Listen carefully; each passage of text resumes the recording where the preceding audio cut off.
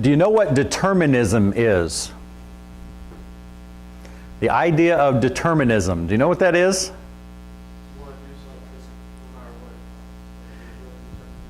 That's determined. Determinism. That's what determines what?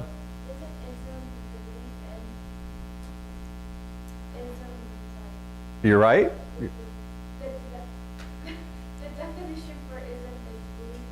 Yeah.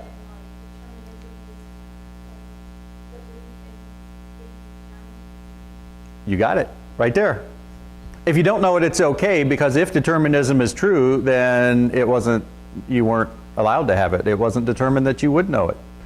That's what determinism is. Everything that you do, not just everything that happens big scale, everything you do has been determined already. You have no real free will in the matter. And usually it's associated with a Christian theological perspective called Calvinism, which in that case is not the study of Calvin, but I guess it is. It's what Calvin said. John Calvin, it's what he said. So even ism works there, Calvinism. And it says that literally everything, from the fact of me raising my right hand 11 3/4 inches, that was determined before God created the world. And then he determined, I was going to put it down there. Nope, I couldn't control that one. He said I was going to do it. And I'm not joking there. It's, as I've read in a theology book by well-respected mainline Calvinistic theologians, God has determined that is going to that degree, let alone other choices we make. And they will say, hardline Calvinists will say, we don't have free will, just get over it. Most modern Calvinists will say somehow we still have free will even though God's determined everything we're going to do. They usually try to break it up into we do what we want to do, but God has determined what we want to do, and somehow that makes it okay. But what's even more interesting is that non-believers, atheists, have naturalistic determinism. I can see, I don't agree how God could determine that I'm going to raise my hand, but there are non-believers, there are atheists who believe that somehow chemically, physiologically, it has been determined. By the way I was made, the universe or such, I would do this, this, and this, let alone the acts that I would commit. Well, I personally don't believe in any form of determinism in that sense, that my choices have been determined either by God or by my physiological makeup. But there is something that determines what we do. We make choices. There are choices, I believe, but there's something that really more than anything determines what choice I will make in a given situation. And there's two things that we're going to see today about this element that determines what we do. The first is that there is no limit to what we will do because of it. What we're going to see today, there is no limit, no line, no ceiling to what I will do because of this thing. And the second that's also important, there's also no limit to how unaware we can be of it in us. Which is pretty scary if you think about it. There's something in me that can lead me to do anything, and I may not be fully aware of exactly what it is, exactly how it is in me. And that's a scary thought, right? I think to some degree we should be a little scared and realize just how important this is, and it's something we've been seeing for a long time here. We're in Mark chapter 15, so you can turn your Bibles there. I'll be reading from the English Standard Version. The context here, these are the last hours of Jesus' life before the crucifixion. We have seen him arrested in the garden. We have seen him put on trial by the Jewish leaders. And you remember they tried to frame him for various things that they could put him to death for, and threats against the temple or anything like that. None of that worked. They couldn't even get people to lie and agree, which just shows you God's providence. God didn't want Jesus to be charged with threatening to destroy the temple or anything like that. The focus of every account in the gospel is the fact that Jesus has claimed to be ultimately the Son of God. The Jewish leaders didn't seem to realize that. They say, "Are you the Messiah?" And he says yes, and they accuse him of blasphemy because they think he's not the Messiah, so that's speaking against God in some way, being irreverent to God. So they then take him to Pilate, where Pilate doesn't care. Anyone can claim to be the Messiah all day long. Pilate doesn't care. So they had to say he claimed to be the King of the Jews in some way that was outlawed by Rome, a physical way. Well, Pilate soon realizes that's not the case. In whatever sense that Jesus is the King of the Jews, it is in no political, physical way. It's not a threat to Rome. There's nothing wrong. Pilate wants to release Jesus. Pilate's the most important, has the most authority of any person in that area at that time.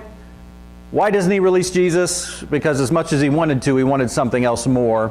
And that was to keep his job, to keep his position. And it meant to do that he had to keep the peace. And so he gives in to the crowds. He gives in to the Jewish leaders. And that's where we pick up today. After Jesus has been scourged, now we're going to see him mocked by the soldiers. We're going to see him crucified, and we'll see him die. And what we're going to see out of all of those events, the idea, the theme, the lesson is there is no limit to what I will do because of my focus. There's what it is that determines what I do. It's what we've been seeing for so long in the book of Mark. That's how important it is. It's how much we need to be aware of this. And that's what the idea of this passage is. Realize how significant our focus is, what it can lead to, and the fact that we might not even be aware of what it is. So as we look at Mark's account, he gives less details than any other account. I think there's a reason for it, and we're going to see that. So let's read Mark chapter 15, verse 16. It says, "And the soldiers, the Roman soldiers, led him away inside the palace," that is the governor's headquarters, Pilate's headquarters. "And they called together the whole battalion, and they clothed him in a purple cloak, and twisting together a crown of thorns, they put it on him. And they began to salute him, 'Hail, King of the Jews!'" And you remember, that was the charge that had to have been brought against him. It's the only thing that could get someone crucified by Rome in that sense, that the Jews brought Jesus before him. It's what Pilate made reference to. "Do you want me to release to you the King of the Jews?" And so the soldiers are playing on that. This is what Jesus in their mind has been put to, sentenced to death for. And so they get the purple, which was a color of royalty. They get the crown of thorns, and they mock him for, in their mind, what they think, claiming to be the King of the Jews. They were striking his head with a reed and spitting on him and kneeling down in homage to him. And when they had mocked him, they stripped him of his purple cloak and put his own clothes on him, and they led him out to crucify him. Then verse 21, an interesting verse, "And they compelled a passerby, Simon of Cyrene, who was coming in from the country, the father of Alexander and Rufus, to carry his cross." Now, the fact that it mentions the father of Alexander and Rufus, what's that tell you? Do you say today something like, that's Bob's boy? What's it assume? Whoever you're talking to knows Bob, right? That's Bob's boy. Well, this is talking about, the father of Alexander and Rufus. Apparently, the people Mark was writing to, his audience, knew Alexander and Rufus had become prominent, or at least known Christians in the Roman church. So he says, their dad carried the cross for Jesus part of this time. Verse 22, they brought him to the place called Golgotha, which means place of a skull. It seems like the rock itself had some features that made it look like a skull. And they offered him wine mixed with myrrh, but he did not take it. Seems to be that mixing it with myrrh made it somewhat of a sedative in a sense, to deaden the senses, and Jesus didn't want that to happen. They crucified him, verse 24, and divided his garments among them, casting lots for them to decide what each should take. And it was the 3rd hour when they crucified him. That's 9 in the morning by Roman time. And the inscription of the charge against him read, "The King of the Jews." And then you'll notice most translations just skip over verse 26 and go right to 27, where it says, "And with him they crucified 2 robbers, one on his right and one on his left." If you have it in there, or if it's a footnote, it will say to something to the effect, "Scripture was fulfilled, he was numbered with transgressors." The reason that's left off is it's not in the earliest and best manuscripts. And when you see people says, hey, there's all kinds of questions about the Bible, what verses should be in there? Well, in one sense, there are. There are several questions like this. But in the other sense, one, we know this wasn't in the best earliest manuscripts. And on the other hand, anything that's in question it doesn't matter. If that verse is in there or not, does that change our faith at all? Not in the least. There is no significant doctrine that is ever in question in these verses where we're not sure what the manuscript said. And we're often pretty sure what the manuscript said. So verse 27 has that. Verse 29, those who passed by derided him, wagging their heads and saying, "Aha! You who would destroy the temple and rebuild it in 3 days, save yourself and come down from the cross." So also the chief priests with the scribes mocked him to one another, saying, "He saved others, he cannot save himself. Let the Christ, the King of Israel, come down from the cross, that we may see and believe." Those who were crucified with him also reviled him. Verse 33, and when the 6th hour had come, there was darkness over the whole land until the 9th hour. And at the 9th hour, Jesus cried with a loud voice, "Eloi, Eloi, lama sabachthani," which means, my God, why have you forsaken me?" And some of the bystanders hearing it said, "Behold, he is calling Elijah." They mistook Eloi for Elijah in the Aramaic. And someone ran and filled a sponge with sour wine, put it on a reed, and gave it to him to drink, saying, "Wait, let us see whether Elijah will come and take him down." Now the sour wine there was not any kind of sedative. It was truly to give him some type of refreshment, restoration, to restore him, thinking, let's keep him alive long enough to see if Elijah shows up. Was there the reason for that? Well, verse 37, and Jesus uttered a loud cry and breathed his last. And the curtain of the temple was torn in two from top to bottom.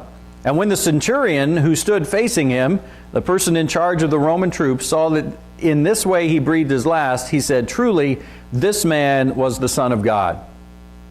All right, as always, and I try to make it clear, the goal is not just for me to stand here and tell you, here's what the passage says. The goal is to help us all learn how to read and study the Bible. We should all be doing that. And so to do that, I've made the point, the key is to ask questions. And here's the first question based on this passage we've just read. What happened in that passage? Christ died. There you go. Christ died in this passage. I think the key verse, and I always say, try to find a key verse in the section. I think the key verse is verse 37, where it says, "And Jesus uttered a loud cry and breathed his last." You know, the reason I think that's the key verse is not just what it says, but the way it says it. Isn't that just so matter of fact? Jesus uttered a loud cry and breathed his last. Yeah, Jesus died. This whole section is matter of fact like that. That's why I think it's no mistake that Mark doesn't give as many details as others. Mark didn't want to give as many details. This is a literary style. I say the good book is a good book. Read it like a good book. He intended this passage to be stark and to be bare like that as we read about the Son of God dying. Let that sink in for a minute. God's not, the Son of God, God dying. God's not supposed to die in the first place, right? Just to even hear that.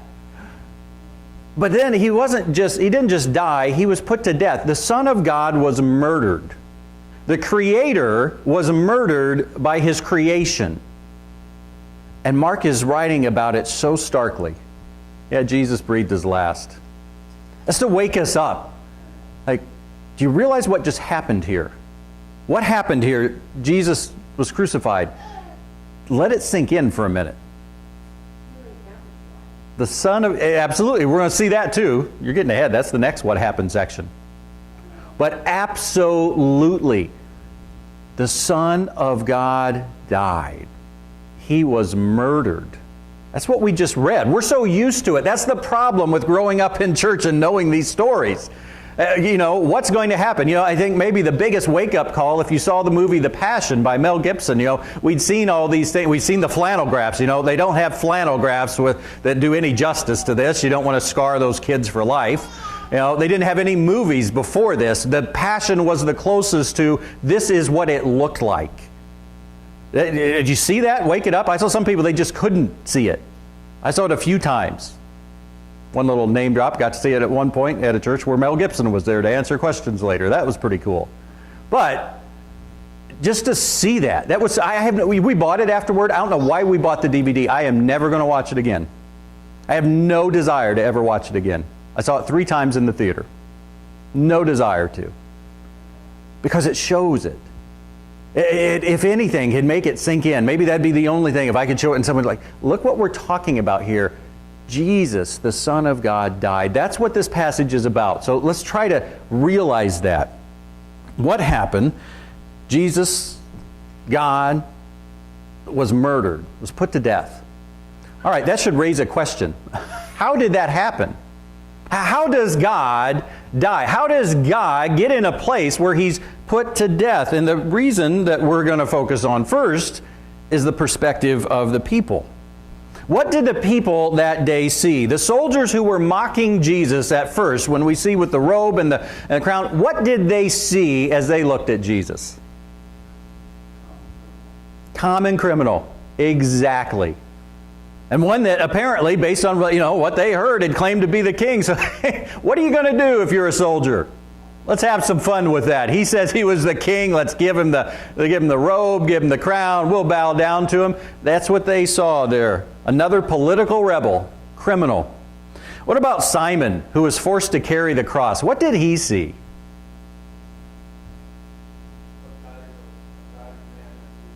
Exactly. You know why? I think that's why this passage, why it happened is because Jesus had been scourged to the point, some people died then. He was so weak. Why is it included? Because who's this battered man that needed help? Jesus. Who's He? The Son of God.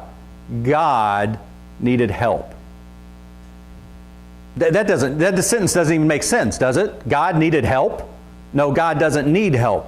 But God, and when He became a man and subjected Himself to this, that's what you're seeing there in that starkness. That's why it doesn't even go into detail. Simon had to carry the cross of who? Of God. Because God couldn't do it. You shouldn't even say that phrase. God couldn't do it. But that's what it's showing us. What about the soldiers who were at the crucifixion? Who, the wine and offered in the wine, performed crucifixion, cast the lots, put the inscription up. Who did they see?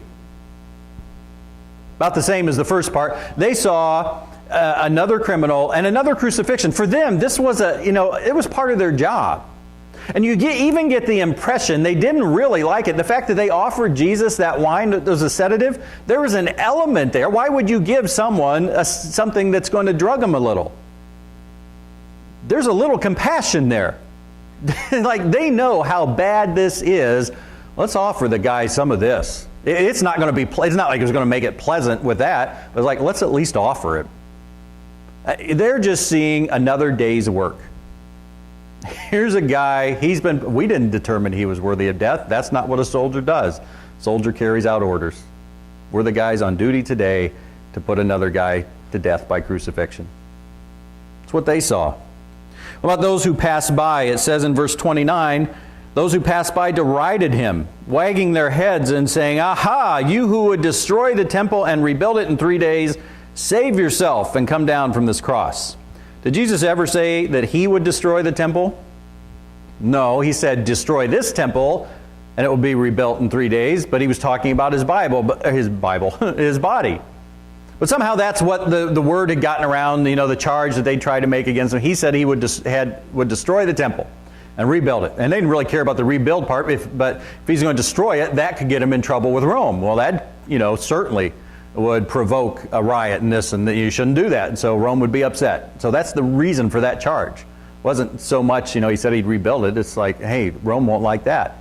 So they'd heard that, and as they say that, aha, you who would destroy the temple, come down. What'd they see? They saw empty words. Like, really? You're going to destroy the temple and rebuild it in 3 days, and there you are hanging on the cross. Just another guy making false, empty promises. And then the chief priests and scribe, verse 31. So also the chief priests with the scribes mocked Him to one another, saying, He saved others, He cannot save Himself. What do they mean He saved others? Exactly. He did great miracles. Now He can't do anything for Himself. What a pathetic version of His former self. A person walking around, and they knew, healing him and this and that, and can't even come down off the cross. How pathetic. compared to what they had seen. And then the two robbers, it says they reviled him, and we know in other Gospels one of them changes. Again, that's not Mark's intention to bring that out. It's not that it didn't happen. It's not that he is, disagreeing with the other. He just chose not to put that detail in. It didn't fit his theme. His theme is, what did these two robbers see? Just another guy. And really, even they reviled it. To be reviled by a robber, what's that mean? It's like they look down on Jesus. And I almost think it's like, really, I think it'd be like going to prison for, jaywalking. And here's all these guys, I robbed a bank, I shot this person, I did this, I jaywalked. They're like, really? I think that's what these robbers were doing. Who are you to be up here? They're probably people that were in that same insurrection that Barabbas was, said people were murdered. Yeah, they stood up to Rome and murdered people in the attempt to do that, and here's Jesus. Really, dude? What are you? You don't deserve to be up here. And not in a good way, like you shouldn't be crucified. You're not on our level. That's what these people saw. The perspective of the people, all of those groups we've just mentioned, what was it? Well, with the exclusion of that verse, and now I look in there, like all the time I've gone over it, is it 26 or 28? What verse is left out and says according to Scripture, he was counted with the transgressors. With the exclusion of that, and the best manuscripts say that verse shouldn't be in there, there's not a single reference to anything spiritual in this section. That we just, the first part there. It is all about, here is what happened, a stark fact by fact, play by play description. And so that is Mark's way of saying, what were these people seeing? What was their perspective? What was their focus? Entirely physical. They looked at these things through an entirely physical perspective and focus. And so you think about it, in light of that, their actions were at least understandable. When the soldiers mocked Jesus, why wouldn't you mock him? You're a Roman soldier. He's been put to death for claiming to be the king. Let's have some fun. It's not like our job's all that great. It's understandable. The people who see Jesus and thought, at least the word is going around, he said he was going to destroy the temple. Like, come on then, do something. Totally understandable. All the Romans crucifying him, they weren't bad in that sense. There was nothing wrong with what they were doing. They were doing their job as a Roman soldier from a strictly physical point of view. That's what Mark's trying to get across. Look at all these people with a physical focus, and look what they did. What did they do? Go back to what happened? They killed the Son of God. These people with a physical, look what a physical focus leads to. The Son of God being put to death. Because these people had a physical focus. There we go. I got ready to say the word point. There's always a reason for the mistakes I make. I don't always know what it is. You certainly don't know what most of them are probably on. What happens with a physical perspective or focus? Anything. That's our first point. There is no limit to what will happen. And we need to realize that because we've been talking about us having this physical focus. It should scare us to some degree. I need to make sure I know what my focus is because look what can happen with a physical focus. Jesus was killed because people had a physical focus, even of spiritual things. Not like they didn't think about spiritual things at all. They did.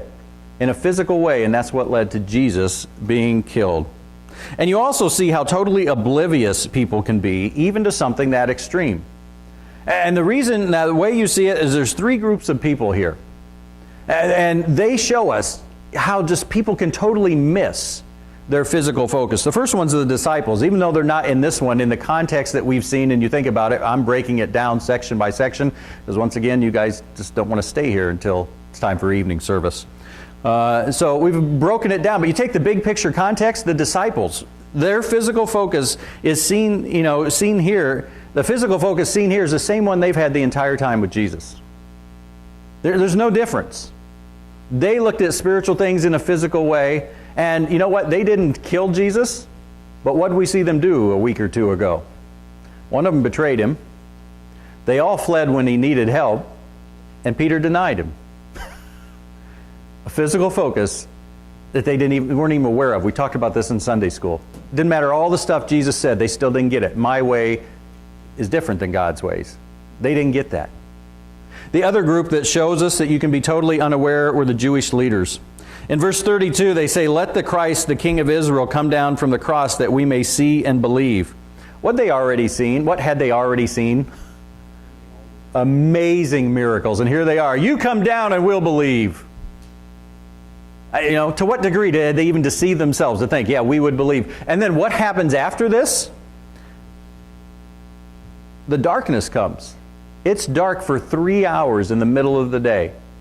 And that should get anyone's attention, right? But for a Jew, look what they thought about darkness. Amos chapter 8 says, "On that day, declares the Lord, I will make the sun go down at noon and darken the earth in broad daylight." What's he saying? What's the context here? Verse 10, "I will turn your feast into mourning and your songs into lamentation. I will bring sackcloth on every waist and baldness on every head. I will make it like the morning for an only son, at the end of it like a bitter day." Darkness for a Jew was associated with God's judgment. And so when it went dark for 3 hours, it wasn't just like, it was the Jews should have gotten, this is God saying what you're doing is wrong. Still didn't change the mind of these Jewish leaders.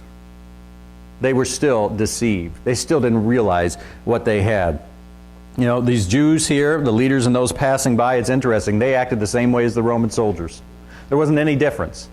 They just had on different clothes, had different nationalities. But they both had a total physical focus. And then the third group that shows us that you can have this focus and not even realize it, two people that have been like the counterpart, have been the opposite to what we've seen here. The first one we saw again last week, it's Pilate. What did Pilate, this Gentile pagan, what did he see about Jesus?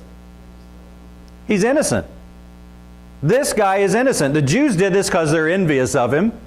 There's nothing that he has said that has done anything wrong that deserves death. Pilate, not a good guy, not inclined toward Jesus because he's so sympathetic. Pilate said he's innocent. And then who else do we see saying something here at the very last verse? Verse 39, when the centurion who stood facing him saw that in this way he breathed his last, he said, "Truly this man was the Son of God." Now this Gentile Roman did not understand the Trinity. He was not, certainly there's one God in three persons, and he's one of them who's been here in the incarnation. No, I don't think he understood this was God in the flesh, but he understood this is someone who's a son of, has a connection to God in a way that I've never, ever seen before. So see the irony there? Who are the most clear-thinking people in this entire passage? Two pagan Gentiles, Pilate and the centurion. They see things clearer than anyone else in this whole passage. Clearer than the disciples, who aren't in this exact one, but in the big context. Clearer than the Jewish leaders, the leaders of the Jewish people. Pilate and a centurion see Jesus clearer than it. And what that's doing is showing us, look how much you can have this wrong focus and not even realize it.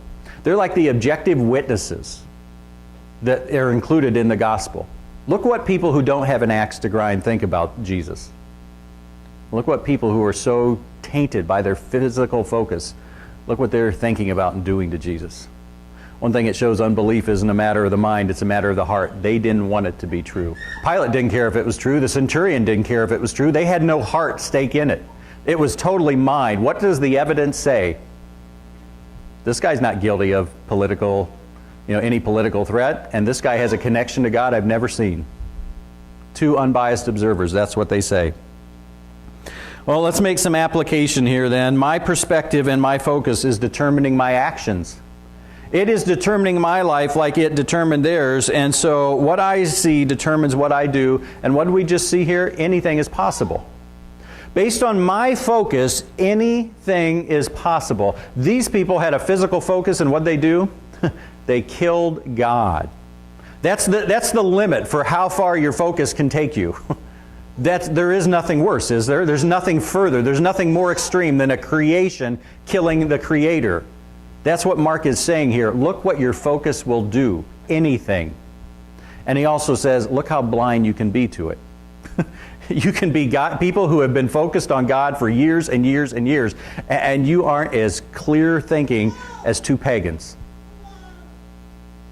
Because you can get that distorted about your focus. And so you see here, as we talk about this, we need to ask this question. What is my perspective?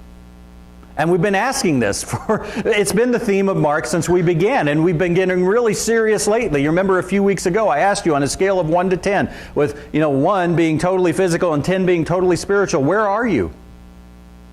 Where are you? We need to realize what my focus is. And then, whenever you answer that question, you need to ask, am I sure? How do I know I haven't been deceived like those disciples were, like the Jewish leaders were? How do I know? Because we have to realize what's at stake. The main idea is there is no limit to what I will do because of my focus. I need to make sure wherever I say 1 to 10, I've got it right. Because these leaders thought they had a great focus. The disciples thought they had a great focus. Look what it led to. Betrayal, denying, fleeing, crucifying. I need to get this right. I've seen some people who don't have this right. Good people.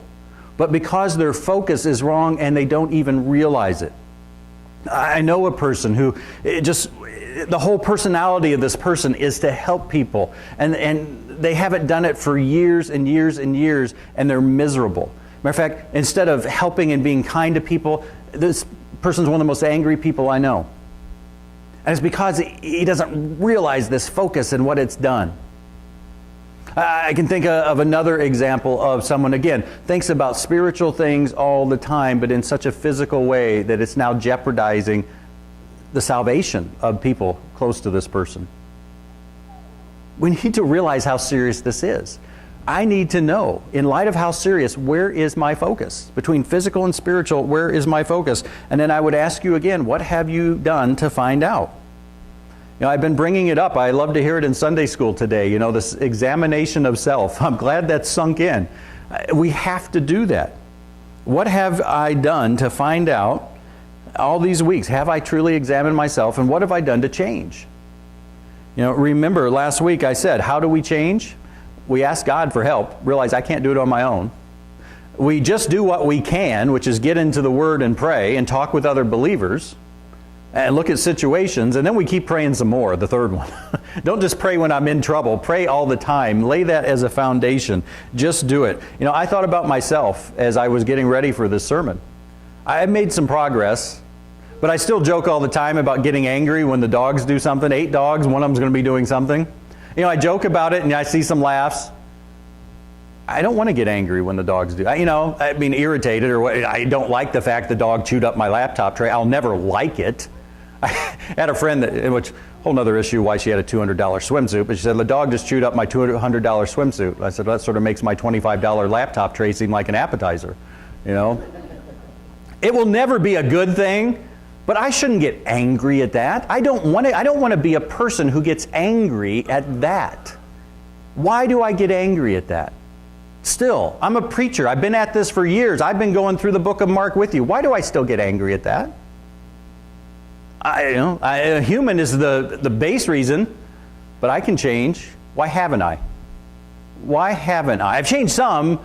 I'm not satisfied with where I don't want to get angry at stuff like that. Why do I still do it? Why haven't I changed? My focus determines my action and my life. And so I will continue to get angry until, 1, I realize what my focus truly is, and 2, I change. It's not just going to, it'll wear off, it'll go. No. In fact, it seems to get worse if I don't put some direct energy into making it better. We've got to get this. There is no limit to what I will do because of my focus. I need to know what it is, and to the degree that it's not what it should be, I need to change. Or there's no limit to where I'll get. I used to think there was a limit. I used to tell people I get mad at things, not people. Because, people, I understand, have a bad day and they're human and da-da-da. But, my radio, when I turn it on, it should work. I had a boombox in my office down at Red Key. For some reason, the front grill was dented. The reason was I would punch it when I get upset at it not working or something else. I figure it can take it. And I used to think, I just get mad at things, not people. That's when I was maybe 24. As time went on, I started getting mad at people. More and more and more. It ain't going to get better unless you know where I stand on that scale of 1 to 10, and then you determine, God, help me change. I want to change, help me change, and you do what you need to. That's what this passage is about. Look what's possible. Don't take this for granted. And then the other thing, what else happened in this passage? And it was brought out. Not only was the Son of God put to death, but as Michelle said, the Son of God willfully died. You know, the creatures murdered the Creator. Well, the Creator died for the creatures. Same thing there. Jesus allowed himself to be scourged. Jesus allowed himself to be mocked, to be in the position where he was weak. He allowed himself to be put to death. Let that sink in. If you just take a story, if you didn't know the Bible, you just heard a story, there's a Creator and his creatures threatened him. What would you think a Creator would do to creatures who threatened him? Boom, they're gone. This Creator, he lets it happen. Matter of fact, this Creator, it was his plan that it would happen. Let that sink in. And why did it happen? Again, it's a perspective. Before it was the perspective of the people, here's it's the perspective of God. What did God see? He saw people that he loved. For God so loved the world that he gave his only Son. God saw people that he loved. That's why he did what he did. Again, we know the answers. Let them really become a part of who we are. God's focus is clearly spiritual. It's eternal. And the Son and the Father. It's not just Jesus died. God, the Father, let it happen. God, the Father, brought it about. Imagine how difficult that was. But he did it because he loves us. And so the application for me, again, my perspective and my focus is determining my life. We see the power of a true spiritual focus here. And what's possible for us? You know, it's possible for me to be just like the Jewish leaders and the disciples and have a physical focus, even of spiritual things, and to go so far to the extreme of opposition to God, I wouldn't even have thought it was possible. It's also what we see here from God. There's no limit to what I will do because of my focus. That can be a positive statement too. If I have the right focus, if I have a spiritual focus, there's no limit to what I can do. You know what? If I have a spiritual focus that one says God's ways are best and I shouldn't get angry, and two says my wife loves those dogs who are chewing up things, I can face anything those dogs do and not get angry. That seems like a pretty high threshold for me at times, but it is possible. And that's a somewhat humorous example, but that means any person you face, any situation you face, whatever it is, if you truly have this perspective of a spiritual, eternal, godly, humble perspective, I can face any of that and do the right thing. I just got to get to that point where I get that focus. I realize I don't have it to whatever degree, and I change to get it because this is what's possible. The other side is what's possible on the negative. This is what's possible on the positive side. And I can be like God. I can be like those Jewish leaders and the disciples, or I can be like God. I want to be more like God. And we all know that. I want to be like God. All right, do we? Enough to change? Enough to do something about it? That's where we are here. 1 John 4:19 says, we love because he first loved us. Well, nowhere is that love more evident than what we see here. And if this is how much God loved, enough to sacrifice his Son, enough to die for us, if that's how much he loved, how much can I love? Quite a bit. We love because he first loved us. We can love a lot because he loved us a lot. We can love in spite of anything because he loved us in spite of anything. We can love when it seems to make no sense because he loved us when it seemed to make no sense. We can love at great cost because he loved us at great cost. You can modify both sides of that in each case. Whatever you see God doing, I can do that. Never perfectly, but I can do it when I realize what he has done. Well, the root problem today, we've seen this for weeks, and this is what I really think it is for believers, is we confuse our focus, our spiritual focus, or I guess our focus on spiritual things and activities. Like I come to church, I show up on Sunday and Sunday school and Wednesday night and Sunday night. I read my Bible, I listen to things, I have Bible verses up all over the house. That's got to be a positive, right? I am so focused on spiritual things. And we don't realize I don't have a spiritual focus. I have a physical focus on spiritual things. Just like the disciples. They thought all day long about the Messiah and the kingdom, the most spiritual things there were. And they did it in a physical way, so it didn't click with them until finally it starts to click here. I think that's our root problem. most of us in this room are so focused on spiritual things, we don't take that next step. Yeah, is it a spiritual focus on spiritual things or a physical focus on spiritual things? See the difference? Because if you don't, there's no hope. You won't get it if you don't see the difference.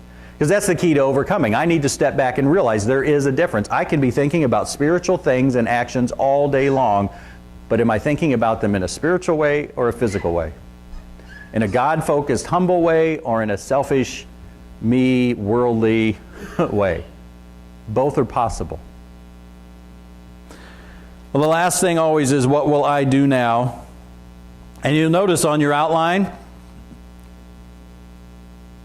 what do you need to do? That should be what instead of who. Must be the spell checker, right? No. What do I need to do? You today, I often say, here's what we in general need to do. Ask yourself, what helps me get an honest picture of myself? What helps me, you, get an honest picture? It might be a little different. You know, the things I found, to give an example, when I'm getting angry for or whatever issue, to ask that question that came up last week, what do I want the most? And and when I get the idea, God always gives me a chance. He gave me a chance. Right after I got this, He gave me a chance, and I was so upset, I just said, God, at this point, I want to get angry more than anything, and I got angry. But at least I realized, and I asked that question. When I am in that situation, when I'm tempted to sin, what do I want most? Because deep down I know it's God, but oftentimes I act like it's not because I don't stop and think about it. And so I've been asking myself this question a lot. When I'm tempted, when I'm on what do I want most right now? And if I go with what's deep down, then I do way better than if I don't stop and think about it. What about you? What's something? What do you need to do to realize where you are and to change?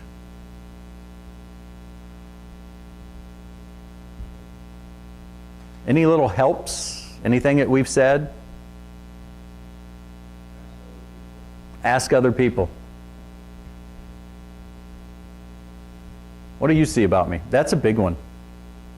Someone who'll give you an honest answer. Someone you may have to preface, please. I know you don't want to. I know it's the human nice thing to be, tell me the truth. What do you see? There you go. Everyone can ask Michelle. Honest answers given here. That could be the sign she puts up at her booth. You need someone like that, don't you? And you got to ask them. And you got to accept it then. Yeah. If you ask and then, hey, give me your honest, and then you yell at them, who's going to give you your honest opinion again, or their honest opinion? Yeah. That's a key one. It's a key one. I had another test that came up. This was doing one of my videos, and it was on disunity in James and the connection to being selfish. Being selfish leads to disunity. So I realized that, well, if there's any kind of disunity, and that's not just like, Russia and the United States, it's like me and Lisa not getting along, I need to stop and ask, what am I doing that's selfish right now? Got to be something. Now, every once in a while I've seen some situations where it's all one person and not the other. Usually it's a mix. So if there's disunity between me and my wife, me and a child, me and a neighbor, me and someone in church, what am I doing that's selfish? What am I doing that I shouldn't be doing? Because think about it. If two people are following God, love your neighbor as yourself, there's always unity, right? It's when one of us, or both of us to some degree, aren't doing that, we're being selfish, that's when disunity comes in. So when there's disunity, in whatever, a little something with me and my wife, your spouse, this or that, ask that question. What am I doing that's selfish? These are some things we can do. I can ask other people. I can ask me certain questions that are more direct and pointed. What do I want most right now? What am I doing that's selfish right now? Those have really helped me. I've hated them at times, but they've helped me. Get these things. We have to take this serious. If we just listen to this and shake our heads and move on, that's what James says. What's the point? And this is serious. Our focus, people's focus led to them killing God. If that doesn't get our attention, nothing will. Well, we're going to have our time of decision. I hope that is your focus of your decision. Will I do something tangibly, actively, specifically to realize, one, where my focus is, and two, what I can do to change it? That's the goal today. Because it's so easy to be like the Jewish leaders, but it's possible to be like God. My focus is going to determine it. Let's stand and sing our hymn of invitation here.